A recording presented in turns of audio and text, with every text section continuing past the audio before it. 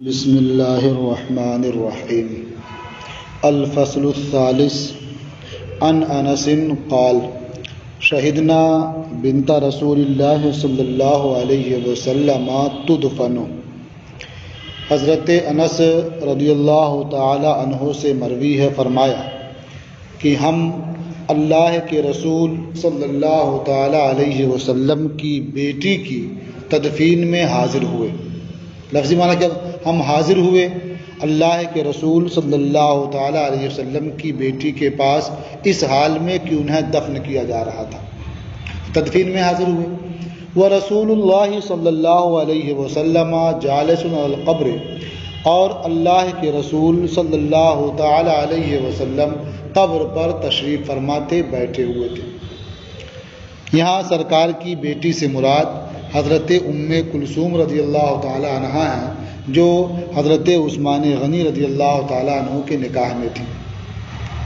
فرأیت عینی تدمعان، تو میں نے دیکھا کہ نبی کریم صلی اللہ تعالی علیہ وسلم کی آنکھیں اشک بار ہیں۔ فقال هل فیکم من احد لم یقارف اللیلہ، حضور نے ارشاد فرمایا کیا تم میں سے کوئی شخص ایسا ہے جس نے آج کی رات کوئی گناہ نہ کیا ہو؟ ایک معنی ہوا۔ دوسرا معنی یہ ہے کہ جس نے آج کی رات عورت سے صحبت نہ کی ہو، جمع نہ کیا ہو۔ کہا جاتا ہے کہ یہ دوسرا معنی زیادہ مناسب ہے، اس لیے کہ حضور نبی کریم صلی اللہ تعالی علیہ وسلم ایک طرح سے اپنی کچھ ناراضی کا اظہار کرنا چاہ رہے تھے کہ آپ کی بیٹی بیمار تھی اور حضرت عثمان غنی رضی اللہ تعالی عنہ نے اسی شب اپنی کسی باندی سے صحبت کی تھی، تو یہ بتانا چاہتے تھے کہ آپ کو یہ پسند نہیں ہے اور ان کی قبر میں ان کے علاوہ کوئی اور اترے، تو اسی لیے آپ نے فرمایا کہ تم میں سے کوئی ایسا ہے جس نے آج کی رات عورت سے جمع نہ کیا ہو، صحبت نہ کی ہو۔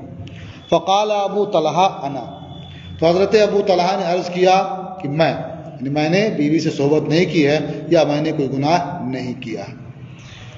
قال فانزل فی قبرها، حضور نے ارشاد فرمایا تو ان کی قبر میں اترو۔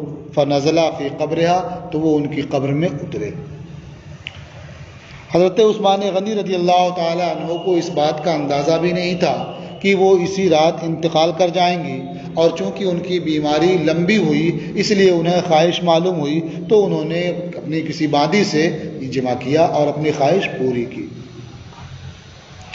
اس سے اتنا ضرور سمجھ میں آتا ہے کہ اگر بیوی بیمار ہو تو مرد کو چاہیے کہ پوری دل جمعی کے ساتھ اس کی تیمارداری میں لگا رہے اور اس کے لیے بہتر علاج کا بندوبست کرے۔ رواہ البخاری، اسے امام بخاری نے روایت کیا۔ وعن عمرو بن العاص قال،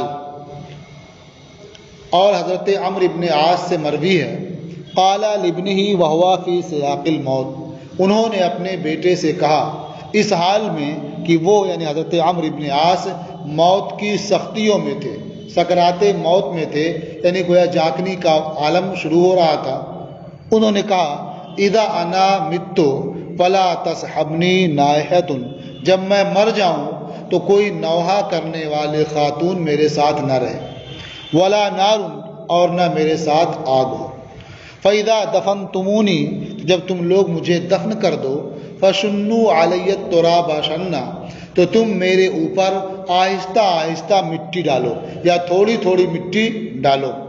ثم اقیموا حول قبری قدر ما ينحر جزور ويقسم لحمها، پھر تم لوگ میری قبر کے ارد گرد کھڑے ہو جاؤ اتنی دیر تک جتنی دیر میں اونٹ ذبح کیا جاتا ہے اور اس کا گوشت تقسیم کیا جاتا ہے۔ پھر خود ہی کھڑے ہونے کا فائدہ بیان کرتے ہیں، حتی استأنس بکم، تاکہ مجھے تم سے انسیت حاصل ہو۔ وَأَعْلَمَ مَاذَا أُرَاجِعُ بِهِ رُسُلَ رَبِّي، اور میں اسے اچھی طرح سمجھوں اور جانوں جو میں اپنے رب کے بھیجے گئے فرشتوں سے بات چیت کروں۔ یعنی وہ وقت بہت دہشت کا، بہت خوف کا ہوگا تو تم لوگ اتنی دیر تک وہاں کھڑے رہنا تاکہ جب وہ فرشتے سوال و جواب کے لیے آئیں اور ان سے میری بات چیت ہو تو تم سے انسیت رہے اور میں سمجھ سکوں میں کیا کہہ رہا ہوں اور کیا جواب دے رہا ہوں۔ تو اس سے کئی باتیں معلوم ہوتی ہیں۔ ایک چیز تو یہ معلوم ہوتی ہے کہ کسی بھی میت کے ساتھ نوحہ کرنے والی نہیں ہونی چاہیے، اس لیے کہ نوحہ کرنا یہ منع ہے، اور کسی جنازے کے ساتھ نوحہ کرنے والی ہوگی تو یہ بھی منع ہی ہے، تو ممنوع کام نہ ہو۔ آگ بھی ساتھ نہیں ہونی چاہیے، اس لیے کہ آگ ساتھ میں ہونے سے یہ اس کا نیک فالی نہیں ہوتی ہے، بلکہ اس کے خلاف ہوتا ہے کہ مرنے والے کو آگ سے دور رکھا جائے، یہ خوش فالی کے طور پر، نیک فالی کے طور پر۔ اسی لیے قبروں کے پاس اگربتی وغیرہ جلانے سے بھی منع کیا جاتا ہے کہ آگ سے دور رکھا جائے، بلکہ پکی اینٹیں بھی قبر میں اسی لیے لگانے سے منع کیا جاتا ہے کہ وہ آگ سے پکی ہوتی ہے، کچی اینٹ لگائی جاتی ہے۔ اور یہ بھی معلوم ہوا کہ قبر کے دفن کرنے کے بعد زندہ لوگوں کا قبر کے پاس کچھ دیر ٹھہرنا یہ مرنے والے کے لیے انسیت کا سبب ہوتا ہے، اس کا باعث ہوتا ہے۔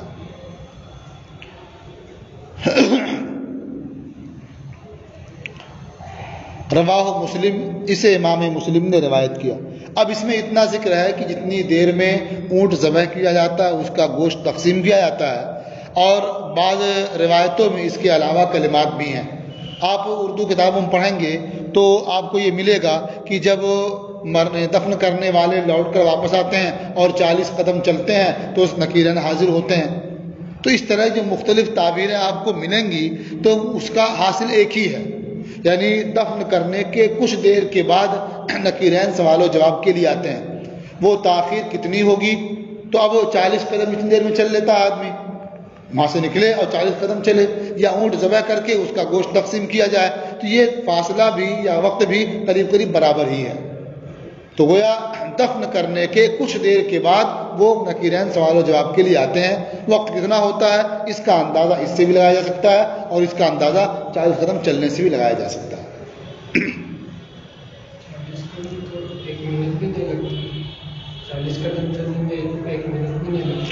دیکھیے 1 منٹ بھی نہیں لگتا ہے، یہ آپ لگتا ہے اس کی بات کر رہے ہوں گے جب آدمی کو کہیں پہنچنا اور تیزی سے جا رہا ہو، سمجھ رہے ہیں نا؟ لیکن اگر ایسا نہیں ہے، آپ کبھی قبرستان سے نہیں، تب مر کتنا ٹائم لگتا ہے، سمجھ رہے ہیں نا؟ اچھا یہ بتائیں اونٹ کو ذبح کرنے اور اس کا گوشت مارنے میں کتنا ٹائم لگتا ہے؟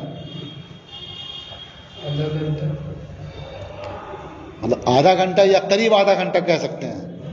ہاں دیکھیے یہ بھی مبنی ہے اسی بات پر کہ ذبح کرنے والے کیسے ہیں اور مارنے والے کیسے ہیں۔ عربوں کے ہاں اتنا ٹائم نہیں لگتا ہے، وہ چونکہ اسی کے ذبح کرنے اور کھانے پینے کے عادی ہیں، وہ یہ کام بہت تیزی سے کرتے ہیں۔ اور قبر سے واپسی میں آدمی 40 قدم چلتا ہے تو اس طرح سے کہیں جا رہا ہو، سنیں دونوں میں معمولی فرق ہو سکتا ہے لیکن بہت زیادہ نہیں کہ 1 منٹ لگے اور 1 آدھا گھنٹہ لگے، اتنا فرق نہیں ہے، سمجھ رہا ہے نا؟ اچھا پھر اتنا فرق ہے 1 منٹ کا تو ایسے کہہ سکتے ہیں 2-4 منٹ کا فرق ہو سکتا ہے۔ وہاں کیا ہے کہ اتنی دیر تک رہنا تاکہ میں جو جواب دوں اس میں مجھے آسانی ہو۔ اس کا مطلب کیا ہے کہ وہ رہنا آنے کے کچھ دیر بعد تک ہے، اور جو 40 قدم کا بتایا گیا وہ آنے کا وقت بتایا گیا ہے۔ تو اگر اس طرح سے 2-4 منٹ کا فرق ہو تو کوئی بات نہیں، 40 قدم جو ہے وہ آنے کا وقت بتایا گیا ہے، اور یہاں کیا ہے تاکہ مجھے انس حاصل ہو اور میں جانوں کہ کیا جواب دے رہا ہوں میں۔ مطلب کیا ہے کہ سوال و جواب ہونے تک تم رہنا وہاں۔ تو اس لحاظ سے اگر تھوڑا فرق دونوں میں ہو تو کوئی تعارض نہیں ہوگا۔ وعن عبداللہ ابن عمر قال، اور حضرت عبداللہ ابن عمر سے مروی ہے، فرمایا سمعت النبی صلی اللہ علیہ وسلم یقول، میں نے نبی کریم صلی اللہ تعالی علیہ وسلم کو فرماتے ہوئے سنا، اذا مات احدکم فلا تحبسوہ، جب تم میں سے کسی کا انتقال ہو جائے تو تم لوگ اسے نہ روکو، یعنی انتقال کے بعد ایسا نہ ہو کہ اسے اپنے گھر روکے رکھو۔ وَأَسْرِعُوا بِهِ إِلَىٰ قَبْرِهِ، اور اسے اس کی قبر تک پہنچانے میں جلدی کرو۔ وَلْيُقْرَأْ عِنْدَ رَأْسِهِ فَاتِحَةُ الْكِتَابِ، اور چاہیے کہ اس کے سر کے پاس دفن کرنے کے بعد اس کے سرہانے سورہ بقرہ کی ابتدائی آیتیں پڑھی جائیں۔ اس کے بارے میں شارحین نے وضاحت کر دی ہے کہ ابتدائی آیتوں سے مراد الف لام میم میں شروع کریں وہاں سے مفلحون تک۔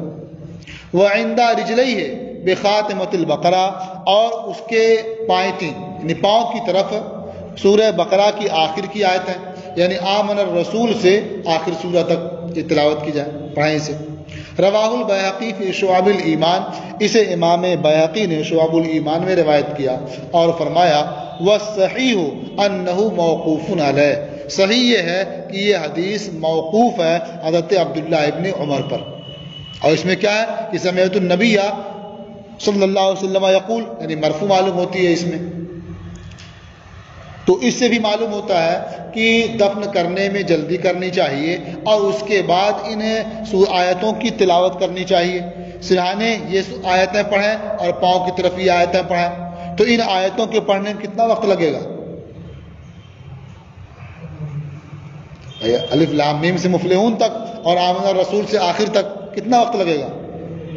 ہاں 2 منٹ۔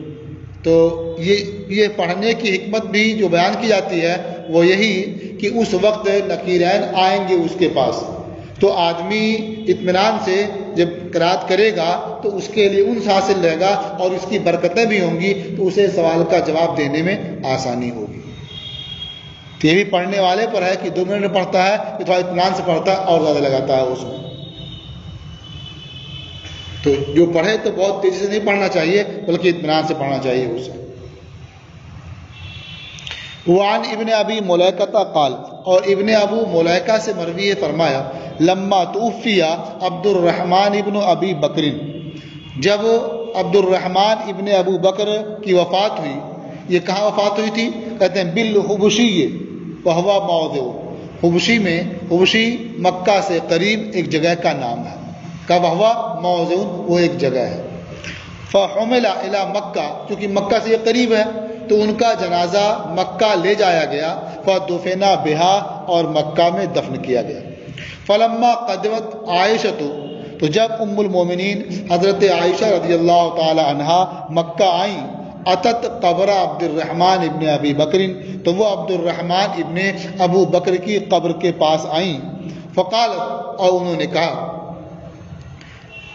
وکنہ کندمان جزیمتا یا جزیمتا، دونوں طرح سے ہے، جزیمہ اور جزیمہ۔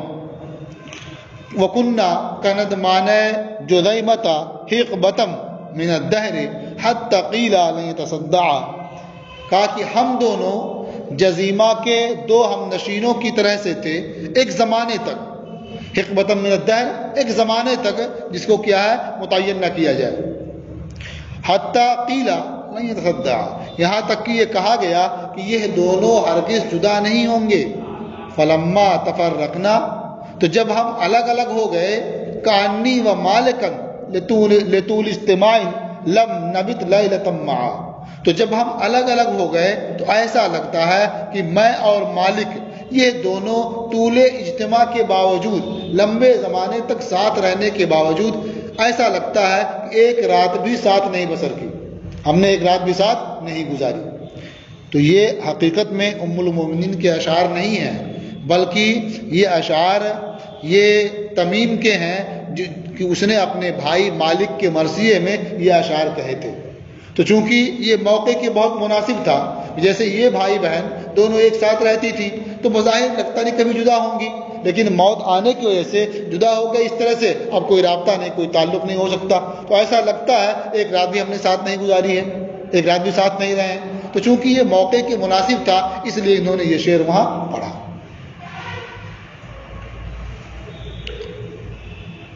ثم قالت، پھر انہوں نے کہا، واللہ لو حضرتک ما دفنت الا حیث مت، انہوں نے کہا اگر میں موجود ہوتی تو تجھے دفن نہیں کیا جاتا مگر جہاں تیرا انتقال ہوا، یعنی حبشی میں تیرا انتقال ہوا تھا، تو اگر میں موقع پر موجود رہتی تو میں وہاں سے مکہ منتقل کرنے کی اجازت نہیں دیتی اور یہ کہتی کہ تمہیں وہیں دفن کیا جائے، کیونکہ بہتر یہی ہے کہ مرنے والا جہاں مر رہا ہے، جہاں انتقال ہو رہا ہے اس کا، اس سے قریب جو قبرستان ہے وہیں دفن کر دیا جائے، اسے دوسری جگہ نہ لے جایا جائے۔ تو اگر میں ہوتی تو کہہ دیتی وہیں دفن کر دیا جائے، یہاں نہ لایا جائے۔ وَلَوْ شَهِدْتُكَ مَا زُرْتُكَ، اور اگر میں تیرے پاس موجود ہوتی تو تیری زیارت کرنے کے لیے آج نہیں آتی۔ آج جو تیری زیارت کرنے کے لیے آئی ہوں صرف اس لیے کہ میں اس وقت موجود نہیں تھی۔ تو اب یہ ہے کہ ام المومنین ہیں، وہ زیارت کے لیے آئی ہیں، تو اس سے اتنا تو کم از کم سمجھ میں آتا ہے کہ عورتوں کو کسی کی قبر پر بار بار نہیں جانا چاہیے۔ یوں تو مطلقاً ایک بار بھی عام عورتوں کو منع کر دیا گیا۔ کیا فرمایا گیا کہ پہلے زیارتوں سے منع کیا گیا قبروں کی، پھر اس کی اجازت مل گئی، پھر کہا گیا کہ اب زیارت کر سکتے ہو۔ زیارت کرنے کی حکمت کیا بیان کی گئی کہ یہ قبروں کی زیارت آخرت کی یاد دلاتی ہے۔ لیکن فقہا فرماتے ہیں کہ یہاں زیارت کی اجازت ملی ہے، یہ مردوں کو ملی ہے، عورتوں کو نہیں، اجازت میں عورتیں شامل نہیں ہیں۔ وجہ کیا ہے کہ عورتیں اگر اپنوں کی قبر پہ جائیں گی تو جزا فضا کریں گی، اور اگر یہ دوسروں کی قبر پہ جائیں گی، بزرگوں کی قبر پہ جائیں گی، تو وہ حد سے آگے بڑھیں گی، ان کے آداب کو ملحوظ نہیں رکھ سکیں گی۔ اس لیے عورتوں کو زیارت کے لیے جانے سے منع کر دیا گیا کہ وہ نہ جائیں۔ اور اس کے بعد پھر اور وعیدیں وارد ہیں کہ صاحب مزار کے یہاں جاتی ہیں تو جب وہ گھر سے نکلتی ہیں تو صاحب مزار ان پر کیا ہے، لعنت بھیجتے ہیں۔ تو اس میں اور اسباب جڑتے چلے گئے کہ وہ جائیں گی قبروں پر، ظاہر بات ہے مردوں کو جانا ہے، انہیں حکم ہی ہے، عورتیں بھی جائیں گی تو وہاں اختلاط بھی ہوگا، اجتماع بھی ہوگا، اور شیطان کے بہت سے حربے اور حملے وہاں کارگر ہو سکتے ہیں، اس لیے بھی عورتوں کو منع کر دیا گیا۔ جب خانہ خدا میں کہ جہاں ان کی حاضری لازمی تھی اور وہ حاضر ہوتی تھی، وہاں جانے سے روک دیا گیا فتنے کے سد باب کے لیے، تو پھر قبروں پر جانے سے کیوں نہیں روکا جائے گا جبکہ فتنہ اس سے زیادہ یہاں ہو سکتا ہے؟ تو اس لیے اسباب جڑتے چلے گئے اور انہیں اجازت نہیں ملی۔ تو کرتی نہیں ہے، وزارت پہ جاتی ہیں۔ آج کل کی عورتوں دیکھا جاتا ہے تو اطمینان سے بیچ۔ وعن ابی رافع قال، اور حضرت ابو رافع سے مروی ہے، انہوں نے فرمایا صلی رسول اللہ صلی اللہ علیہ وسلم سعدن، اللہ کے رسول صلی اللہ تعالی علیہ وسلم نے سعد کو قبر میں اتارا، ورش علی قبرہ ماء، اور ان کی قبر پر پانی چھڑکا۔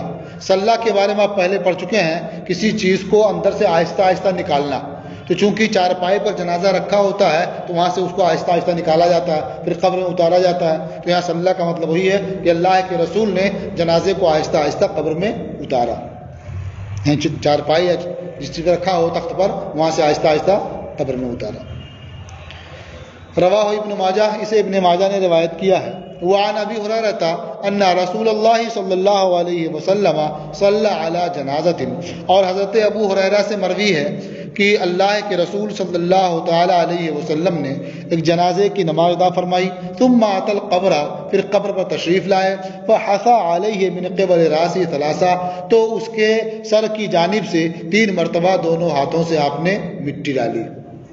رواہ ابن ماجہ، اسے ابن ماجہ نے روایت کیا ہے۔ وعن عمرو بن حزم قال، اور حضرت عمرو بن حزم سے مروی ہے، فرمایا رآنی النبی صلی اللہ علیہ وسلم متکئا علی قبر، نبی کریم صلی اللہ تعالی علیہ وسلم نے مجھے ایک قبر سے ٹیک لگائے ہوئے دیکھا، فقالا، تو ارشاد فرمایا لا تؤذی صاحب هذا القبر، تو اس قبر والے کو اذیت نہ پہنچا، او لا تؤذی، یعنی راوی کو شک ہے کہ حضور نے صاحب هذا القبر کہا یا لا تؤذی ضمیر کے ساتھ کہا، یعنی اس کو اذیت نہ پہنچاؤ، اس کو ایذا نہ دو۔ اس سے سمجھ میں آتا ہے کہ قبر پر ٹیک لگانے کی وجہ سے جو صاحب قبر کی روح ہے اسے تکلیف ہوتی ہے کہ اس میں اس کی اہانت ہے، اس کے باعث کیا ہے، تکلیف ہوتی ہے، یعنی وہ جو قبر کے اندر مدفون ہے وہ اس کے ٹیک لگانے سے دبتا نہیں ہے، وہ تو بہت اوپر ہے، وہ تو بہت نیچے ہے، لیکن اس کی وجہ سے اسے اپنی اہانت محسوس ہوتی ہے کہ قبر پر کیا ہے، وہ ٹیک لگائے ہوئے ہو، اس لیے کہا مطلب یہاں یہ قبر ہے، جیسے یہاں بیٹھے ہیں اسی پیٹھ لگائے ہوئے ہیں، یہ ٹیک لگانا ہوا، اس سے مثلاً ٹیک لگاتے ہیں نا، ہاں قبر کو قبر جو کہتے ہیں قبر، اسی کو ٹیک لگانا، سہارا لگانا اسی کو، تو قبر تو کوہان نما ہی نہ بنائیں گے، تو صرف ٹیک لگائیں گے، اب چاہے اس اوپر والے حصے خاص طور سے ہو یا اس سے متصل حصے کا ہو، کیونکہ ایک قبر پر ٹیک لگائے ہوئے دیکھا تو فرمایا اس قبر والے کو ایذا نہ پہنچاؤ، تکلیف نہ دو، اس طرح ٹیک لگانے کی وجہ سے اس کی روح کو تکلیف ہوگی کہ اس میں اس کی اہانت ہے۔ رواہ احمد، اسے امام احمد نے روایت کیا۔ یہ باب ختم ہوا۔